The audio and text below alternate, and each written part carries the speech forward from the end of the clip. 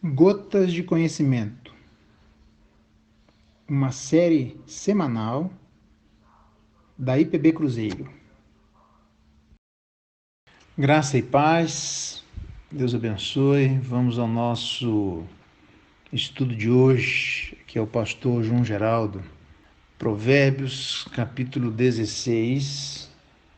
Provérbios, capítulo 16, verso 14. O furor do rei são uns mensageiros de morte, mas o homem sábio o apazigua. Nós vimos a última vez sobre a justiça nas decisões ou decisões autorizadas. A importância de tomarmos decisões que sejam fundamentadas. Justiça nas decisões comerciais, a importância de observarmos como Deus se importa com o nosso comércio. Justiça no fundamento de uma liderança, justamente a importância de fundamentar, termos como raiz de todo um processo de condução na vida das pessoas, a justiça. E a justiça nas conversas. Na verdade, vimos a importância de viver na presença do Senhor, de coração falando a verdade, não difamando com a língua, nem lançando injúria contra o próximo. E agora, continuando, podemos perceber no verso 14 a justiça e seus efeitos. O poder daquele que conduz a vida de alguém, no caso aqui o rei. No verso 14 é um poder de morte e no verso 15 é um poder de vida. Traduzindo, a gente pode trazer como efeito a morte ou a vida. Mas é importante perceber que no verso 14 é um efeito fruto do rei, onde não há nada que demonstre que esse furor do rei seja ilegítimo. Pelo contrário, é um furor legítimo. Ainda ele vai dizer que, como o Provérbios 19, 12, como o bramido do leão, assim é a indignação do rei. Mas seu favor é como o orvalho sobre a erva. Não mostra ainda em Provérbios 19 que essa indignação do rei, que é como um bramido de leão, é uma indignação injusta. Pelo contrário, mostra que é uma indignação justa, correta. Por isso que é como o bramido de um leão. Ele vai trazer morte, ele vai trazer laceração ou dilaceração. As pessoas que estarão debaixo da indignação do rei certamente sofrerão. Então, é uma indignação legítima. Do mesmo jeito que Provérbios 19, 12 fala sobre estes efeitos, onde, como o bramido do leão é a indignação do rei, vai trazer morte, mas o seu favor é como orvalho sobre a terra que vai trazer vida. Provérbios 16, 14 e 15 traz ao leitor a mesma menção. No verso 14, o furor do rei são os mensageiros de morte, mas o verso 15, o seu semblante alegre significa vida, morte e vida. A questão em pauta são os efeitos de um reinado pautado por justiça. Ela pode trazer vida ou morte corretamente. Na verdade, aqueles que estão debaixo do poder do furor do rei, ou do semblante alegre, é que precisam prestar atenção naquilo que fazem.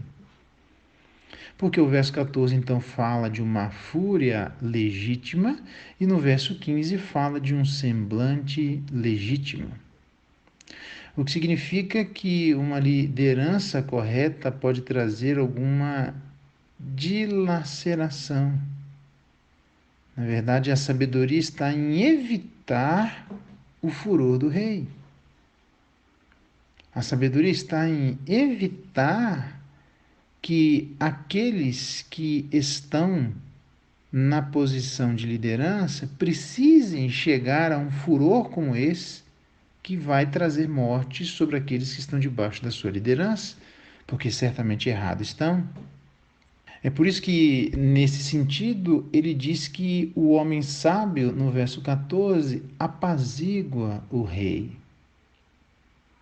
É muito interessante que, se a gente comparar este apaziguamento, o rei aqui, o furor dele pode ter o seu furor apaziguado.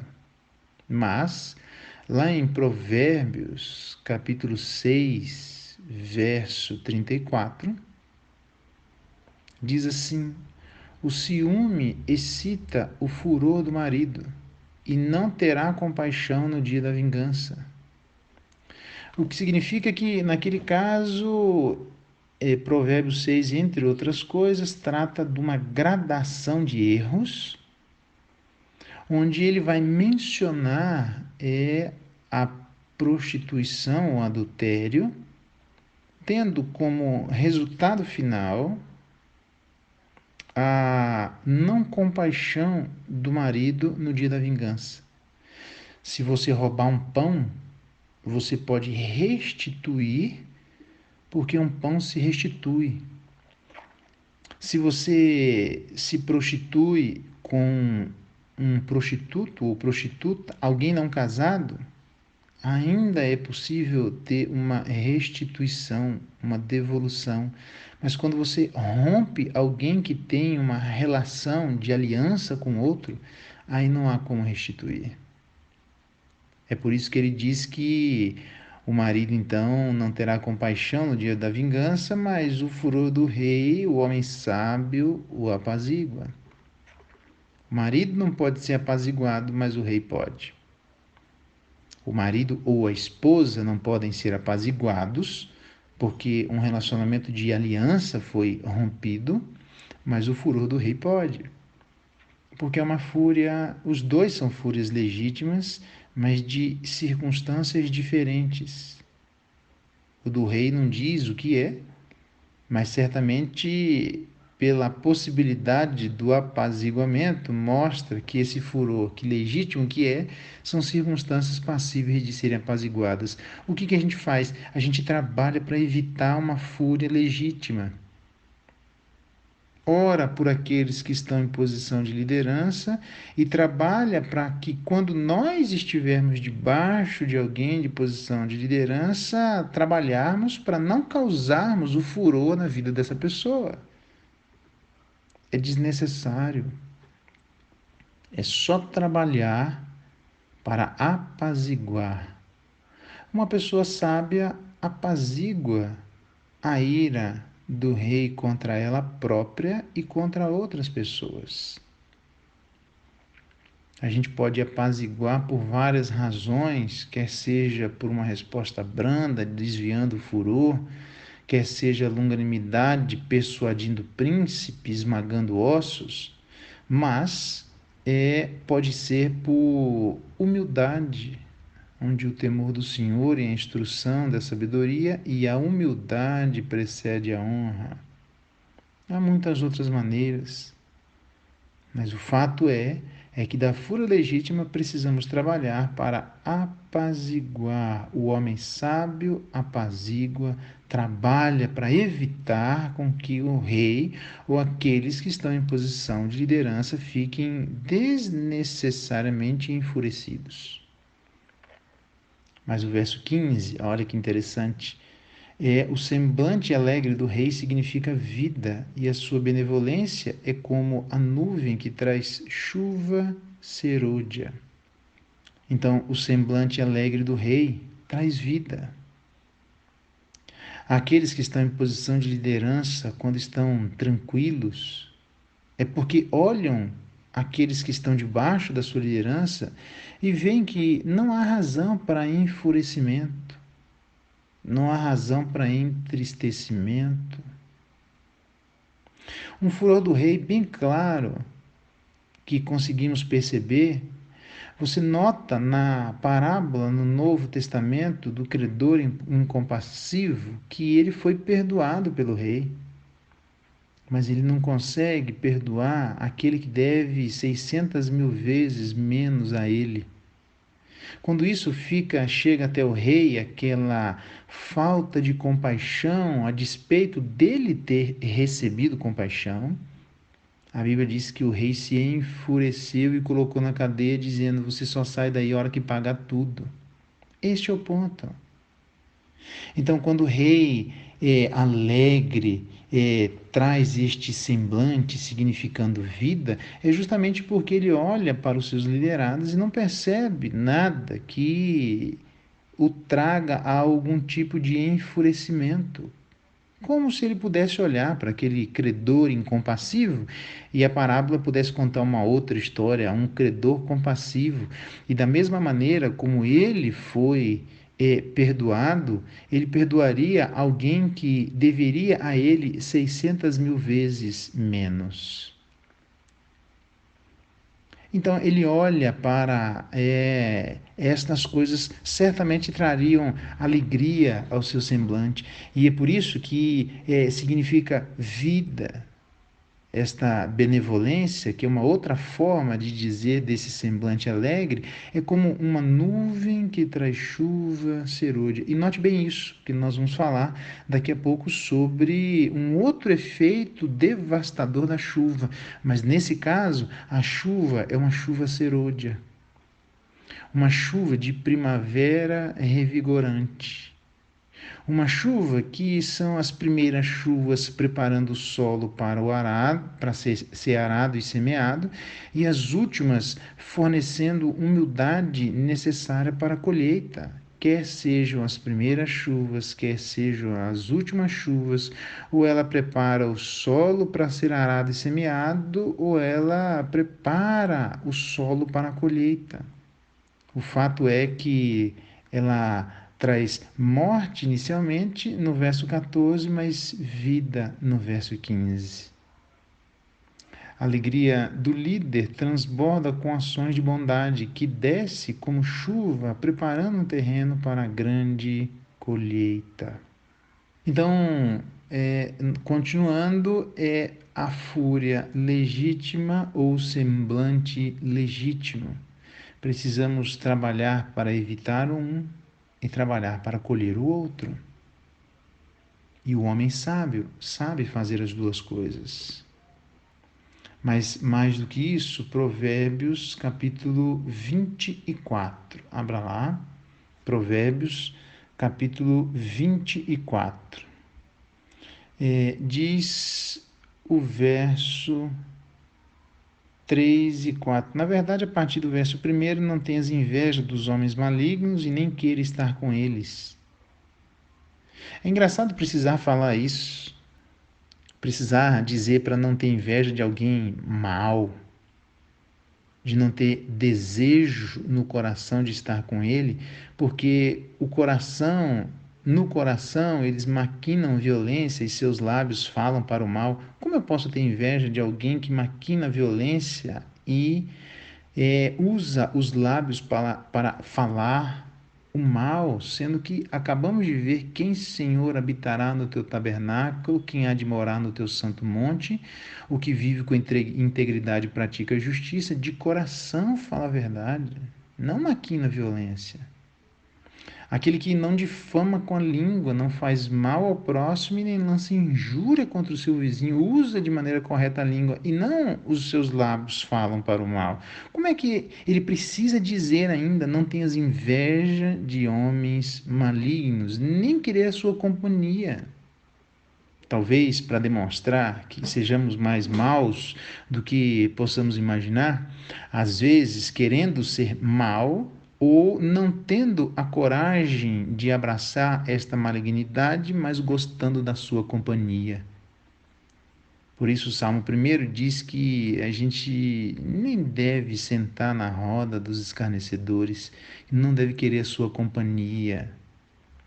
É por isso que o Salmo 73 abre o jogo e ele é capaz de manifestar que existe no seu coração: eu invejava os arrogantes. Invejar é querer aquilo que é do outro. Não é só querer ser como o outro. Invejar é querer o que o outro tem. É mais do que querer o que o outro tem, é querer aquilo que é do outro. Não é ser semelhante a, mas é ser exatamente e ocupar exatamente o que o outro é e o lugar que o outro ocupa.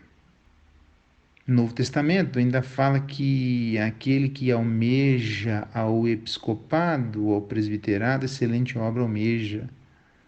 O que mostra de cara que o nosso coração demonstra aquilo que almejamos e desejamos. Às vezes coisas boas e honrosas, a ponto de isso ocupar o nosso coração e, portanto, o nosso pensamento. Por isso que Filipenses chega a demonstrar que é isso que deveria ocupar o nosso pensamento.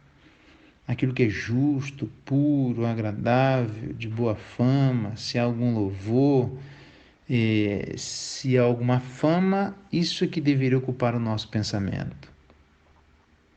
Mas não as coisas malignas, as pessoas malignas, a ponto de ter inveja delas e querer estar com elas, ainda que elas sejam aquelas que maquinam a violência, quebrar o direito dos outros e usar a língua para o mal. Antes então de continuar, abra lá em Provérbios, capítulo 1. Ele nem precisaria dizer que é para a gente não invejar os arrogantes. Isso deveria ser tácito. Isso deveria ser claro. Isso deveria ser óbvio. Deveria ser até vergonhoso ter que dizer que não é para invejar pessoas assim. Isso demonstra para todos nós que nós somos aquilo que, entre outras coisas, amamos e desejamos. Mas também somos aquilo que aborrecemos.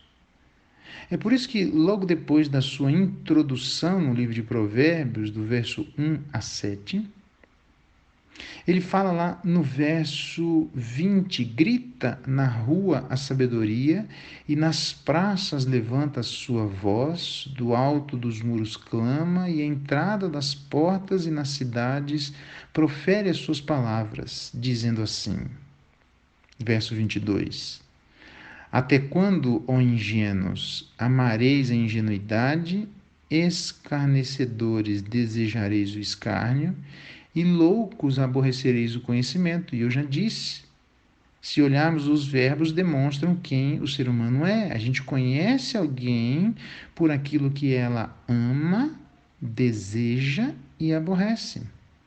Ela ama, neste texto, a ingenuidade, deseja. Preste bem atenção, até quando escarnecedores desejam o escárnio, a palavra sem fundamento, ferir os outros com a língua, aborrecendo o conhecimento, jogando fora aquilo que poderia trazer tranquilidade ao nosso coração. É por isso que nós conhecemos alguém por aquilo que ele ama, deseja e aborrece. Volta lá para Provérbios, capítulo 24, não tenhas inveja, no verso 1, dos homens malignos. Será que é isso que nós amamos? Nem queira estar com eles. Será que é isso que nós desejamos? Porque o seu coração maquina a violência e seus lábios falam para o mal. Será que é isso que nós não aborrecemos? Aqueles que maquinam a violência e usam de maneira perversa os seus lábios. É por isso então que no verso 3, ele diz: com a sabedoria edifica-se a casa, e com a inteligência ela se firma, e pelo conhecimento se encherão as câmaras de toda sorte de bens preciosos e deleitáveis. Ao invés de sermos invejosos, desejarmos estar com estes homens malignos, no coração maquinando a violência e falando para o mal. Pelo contrário, vamos edificar a nossa casa com sabedoria e com inteligência, com conhecimento nós vamos buscar, não com malignidade, não com violência. Vamos buscar o que é possível ser buscado da maneira certa. Por isso é que ele diz no verso 5: mais poder tem o sábio do que o forte, e o homem de conhecimento mais do que o robusto. Mais poder tem o sábio do que o forte, e o homem de conhecimento mais do que o robusto, mostrando lá em Provérbios 24, 5, que a verdadeira força está na sabedoria e não no poder dos músculos. Está talvez fazendo uma metáfora no português, não está nos músculos do corpo, mas no músculo do coração. Essa ficou boa. Prestamos atenção no músculo do nosso coração. A sabedoria tem mais poder, o verdadeiro poder. Além de então observarmos a fúria legítima e o semblante legítimo, temos que observar o verdadeiro poder. Evitar a inveja, homens malignos, desejar estar com eles.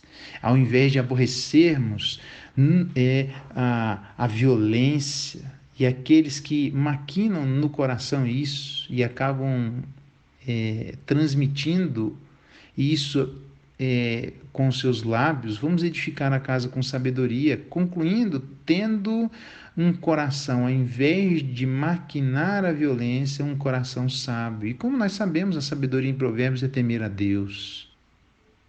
Então, com sabedoria, edifica-se a casa temendo a Deus. Com inteligência, ela se firma. Provérbios diz que o livro de Provérbios foi escrito para os inteligentes aprenderem o conhecimento do caminho, aprenderem a andar na presença de Deus. O inteligente aprender como se verdadeiramente exerce a sua inteligência. É por isso que ele diz no início do livro de Provérbios, para aprender a sabedoria e o ensino e para entender as palavras de inteligência, porque Deus é quem tem essas palavras de inteligência. Deus é o verdadeiro sábio. E é Ele, e é com Ele, e é Ele que nós devemos desejar, o coração dEle, a companhia dEle, a presença dEle, para que, influenciados por este que tem um coração justo, sábio, possamos, então, entender o valor de um caráter, para sermos mais fortes. Precisamos aprender que a sabedoria tem mais valor do que a robustez e que, portanto, os músculos do corpo têm menos valor do que o músculo do coração. O que significa que entre força e caráter nós não precisaríamos eliminar a força por causa do caráter, mas se for para escolher entre um e outra, o caráter tem a sua primazia. Mas mais do que isso, um pouco mais à frente, Provérbios capítulo 28. Não só aprendemos sobre a fúria legítima, aprendemos sobre o semblante legítimo, aprendemos sobre o verdadeiro poder, mas aprendemos também sobre estabilidade. Estabilidade. Fogem os perversos, Provérbios 28, 1 e 2. Fogem os perversos sem que ninguém os persiga, mas o justo é intrépido como o leão. Por causa da transgressão da terra, mudam-se frequentemente os príncipes, mas por um sábio e prudente se faz estável a sua ordem. Estabilidade, ordem. Tudo que, por alguma razão, não encontramos nesse mundo. A cada momento e a cada circunstância, a estabilidade e a ordem são colocadas em xeque, talvez para aprendermos o que é que verdadeiramente traz a estabilidade e a ordem. Se ele diz que o justo como um intrépido como leão, eu já explico sobre isso, mas fala de um príncipe sábio e prudente, trazendo estabilidade e ordem. A Bíblia chama Jesus Cristo de o justo e também de o príncipe da paz. É ele que, no meio do caos, veio trazer estabilidade e ordem. É ele que, no meio de injustiça, veio estabelecer a justiça de Deus. E que, em algum momento, de acordo com Romanos, os judeus, entendendo quem ele era, rejeitaram a justiça que vem de Deus e tentaram estabelecer a sua própria justiça. Ao caminharmos com Deus, essa invariavelmente todo mundo na face da terra precisará escolher se deve querer rejeitar a justiça de Deus e estabelecer a sua própria justiça. É por isso que, nesse sentido, aqui, além de virmos sobre o verdadeiro poder, vemos agora sobre estabilidade e ordem. Os perversos, na verdade, diz o verso 1, fogem sem que ninguém os persiga. Olha que expressão interessante. Sem que ninguém os persiga. Por que alguém foge sem que ninguém os persiga? Note que quem está fugindo são os perversos. Abra lá em Levítico, capítulo 26. Os perversos fogem sem que ninguém os persiga. É perverso fugindo. Diz o texto, em Levítico, capítulo 26, falando justamente a partir do verso 14, dizendo: se não me ouvirdes e não cumprirdes os meus mandamentos, se rejeitardes os meus estatutos, como vimos lá em Provérbios 24, o verdadeiro poder vai ter que resolver aquilo que nós amamos, aquilo que nós invejamos, que desejamos estar com eles ou rejeitamos. E Levítico 26 fala justamente disso. A gente vai ter uma escolha. E diante dessa escolha, se nós rejeitarmos a Deus, uma das coisas que Deus faria, então nós assumiríamos um caminho de perversidade. Verso 17, voltar-me-ei contra vós outros, Deus dizendo, e sereis feridos diante de vossos inimigos, os que vos aborrecem assenhorar-se-ão de vós e fugireis, sem ninguém vos perseguir. Olha só que interessante. Aqui é em Levítico 26, 17.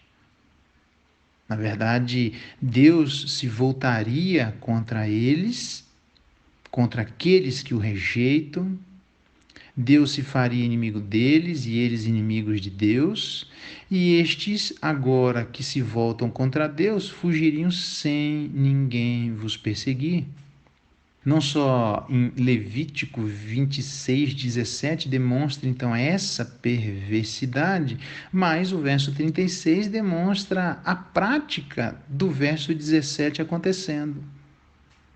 Quando as pessoas não, no verso 14 de Levítico 26, não aguardarem os mandamentos, não ouvirem a voz que vem do céu, rejeitando os estatutos de Deus, de acordo com Provérbios 24, invejando os arrogantes, invejando os perversos, desejando estar com eles e não com aquele que aborrece a perversidade, Deus então seria inimigo deles e colocaria medo e eles correriam sem que ninguém os perseguisse. Verso 36, olha o desenho prático disso. Quanto aos que de vós ficarem, que Deus fizer um monte de coisas, retribuindo a prática má deles, olha o que é que vai acontecer. Eu lhes meterei no coração tal ansiedade nas terras dos seus inimigos,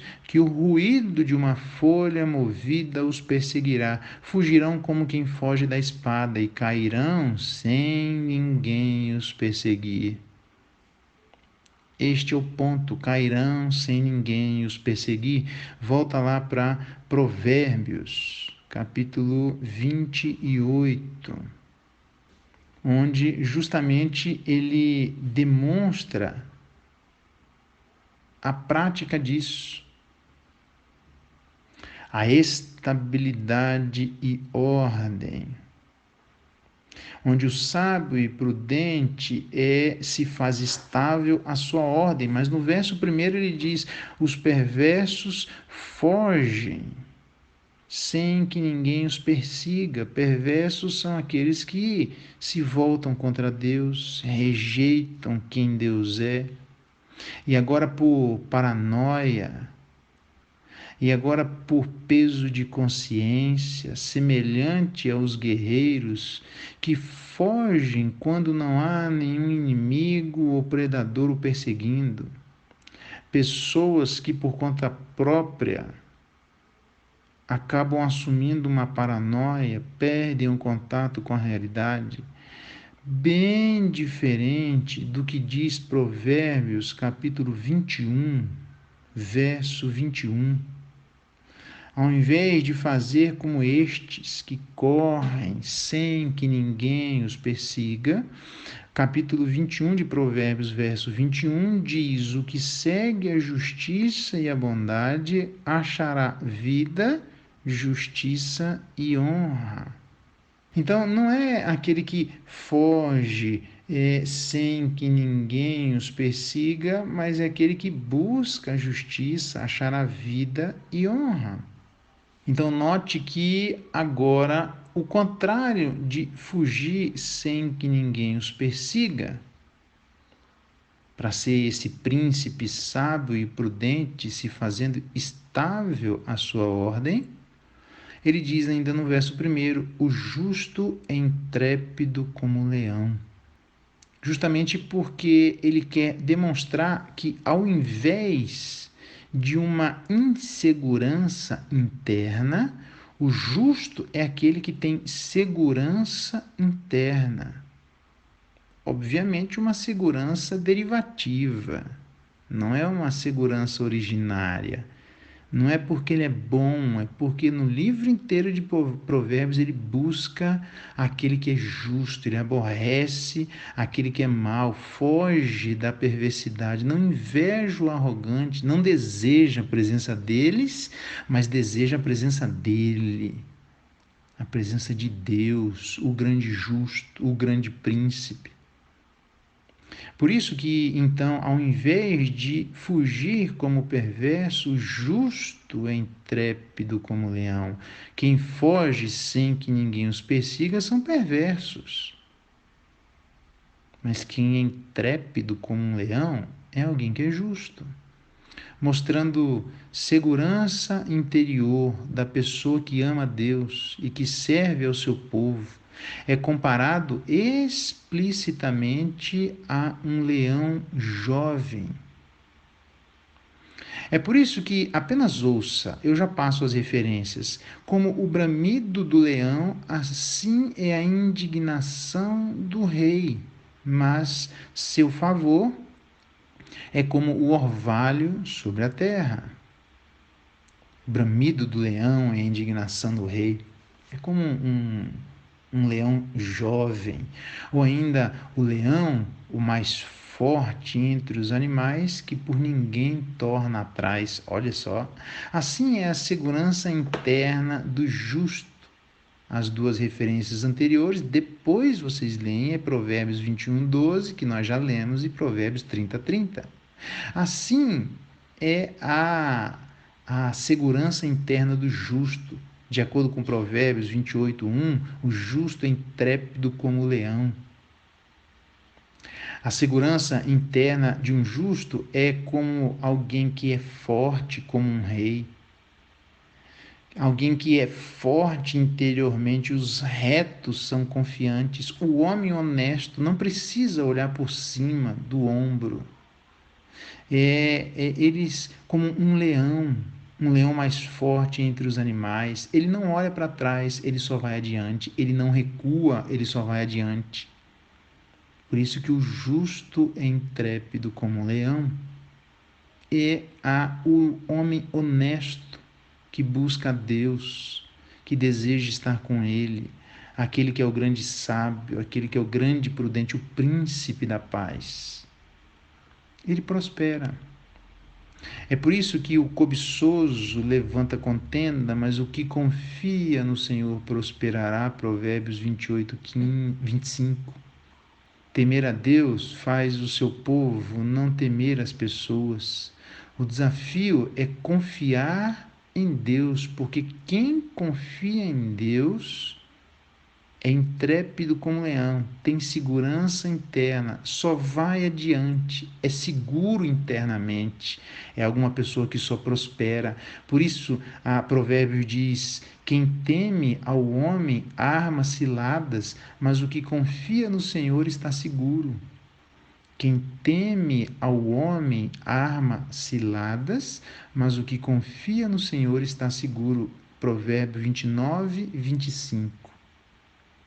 Então, ter segurança interna é o que ele vai dizer, é intrépido como um leão. Não foge como os perversos, sem que ninguém os persiga. Por causa, então, da transgressão da terra, verso 2, mudam-se constantemente aqueles que estão em posição de liderança, mas se formos sábios e prudentes, traremos como reflexo a estabilidade e a ordem. Nesse sentido, o que traz estabilidade e ordem é sempre um caráter de alguém que é justo, de alguém que é sábio, de alguém que é prudente. Vamos orar pedindo a bênção de Deus para que aprendamos o valor da fúria legítima e do semblante legítimo, buscando evitar um e cultivar o outro. Aprendendo o verdadeiro poder está no caráter, porque é o caráter que traz estabilidade e ordem. Os perversos fogem, mesmo que ninguém os persiga, são frágeis interiormente nesse sentido, mas quando buscamos a justiça, a sabedoria e a prudência, nós cultivamos a estabilidade e a ordem. Deus nos abençoe em cada um desses processos. Pai bendito, obrigado pela tua palavra.